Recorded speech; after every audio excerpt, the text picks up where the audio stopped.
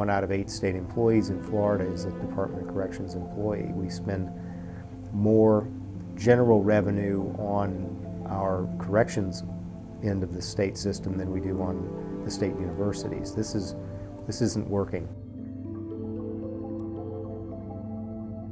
Juveniles are a major part of it, and that's that school to prison pipeline that we've built as part of this prison industrial complex.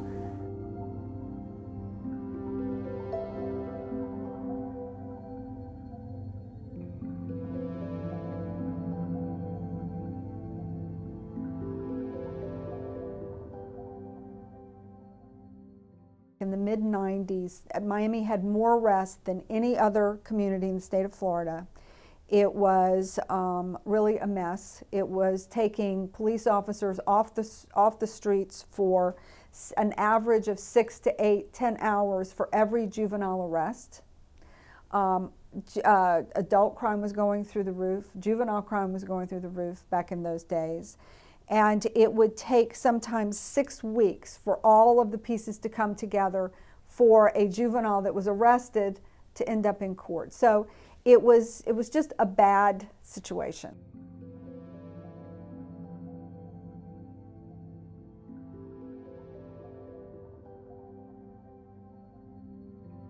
DJJ opened up 2 facilities, Polk and Pahokee. Polk Youth Development Center, Pahokee Youth Development Center. Those were 2 350-bed facilities. They were the largest in the state at the time. They were built as adult prisons, and they put juveniles in them, and they were out in the middle of nowhere, and it was hard to get qualified staff. And it was every time I would go there to evaluate the places, it was a constant battle with the kids. I mean, we'd see fights, we'd see desks being thrown across the room. Those places got a little out of control, and it took a while to get them closed, and they now are. But those are some bad environments. I don't think a lot of rehabilitation occurred there. Florida's Department of Juvenile Justice is launching an investigation after a riot at a juvenile facility in Polk County. Polk County Sheriff Grady Judd says the riot was sparked by a wager over a basketball game between kids from Orlando and St. Petersburg. The bet, cups of noodles. When St. Pete lost and refused to settle up, the fighting started. Buildings were set on fire, golf carts were smashed into walls, and 7 kids were sent to the hospital, one with a broken leg. We're paying for this. We're paying for these kids to be abused. They need to come down and investigate it. Actual outside investigators should swarm this place.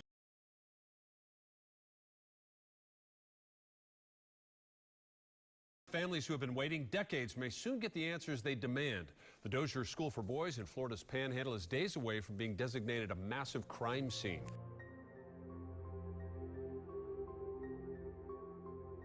We had many, many boys that was there for smoking in school, that were incorrigible.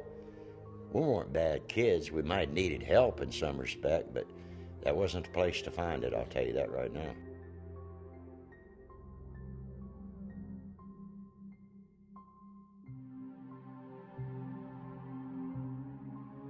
The first blow lifted me 1.5 feet off that bed.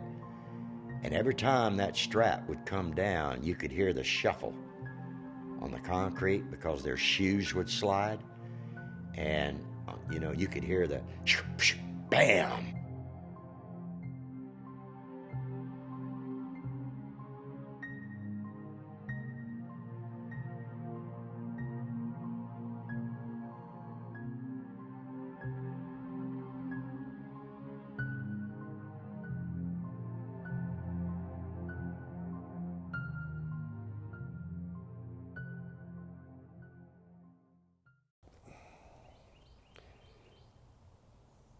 It was almost, I equate it to almost like at the program being almost like cattle, seriously.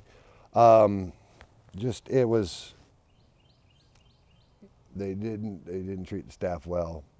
It didn't treat the kids very well either, collectively as a whole. Dozier, I'm glad not to be there, and I'm glad it's not there. It was just a constant physical and emotional battle every day to even go there. That's part of the reason why I left. It was just too much negativity. the best, I got a story, the best time I can remember at Dozier is when I left.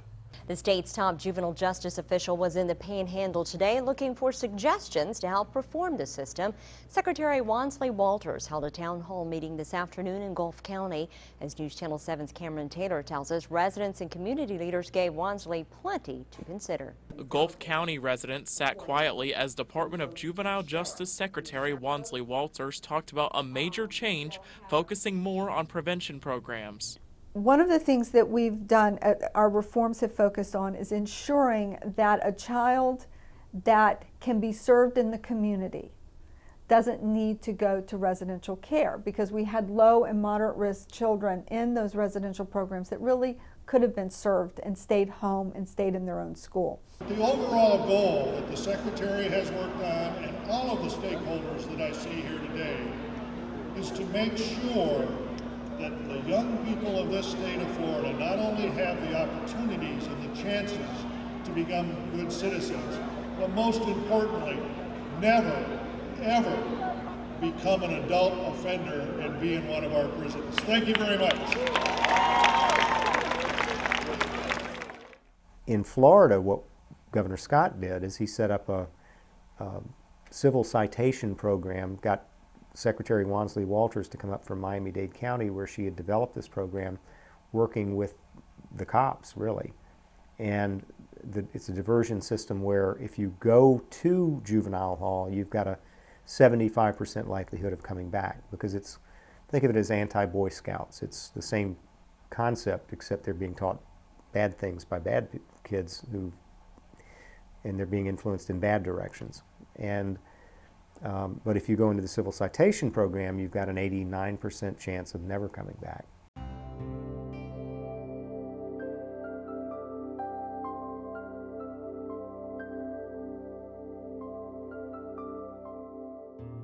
In 10 short years, we really reduced arrests from over 20,000 a year to around 8,000. We reduced our detention center, which was routinely overcrowded and under, federal lawsuits. We reduced it by more than half, and we reduced recidivism by 80%. And we really perfected putting in place a continuum of diversion and dealing with kids up front. Not only are you increasing the public safety, but you're making your communities healthier, because you're addressing those issues with the youth and the family before they hopefully go any further. You're saving a bundle of money. It's been estimated that it takes about $5,000 for our youth to go through the juvenile justice system, touching all the different agencies that they touch, and estimated to cost about $400 for a civil citation.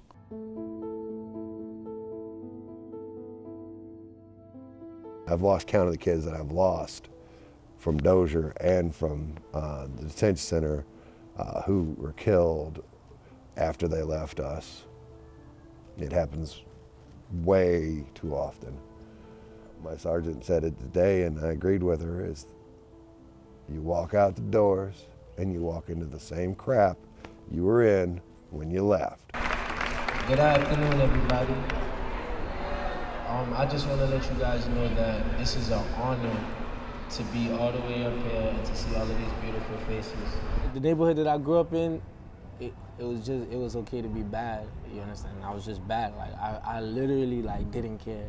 Like I literally didn't care, you understand? I was reckless and I was ruthless.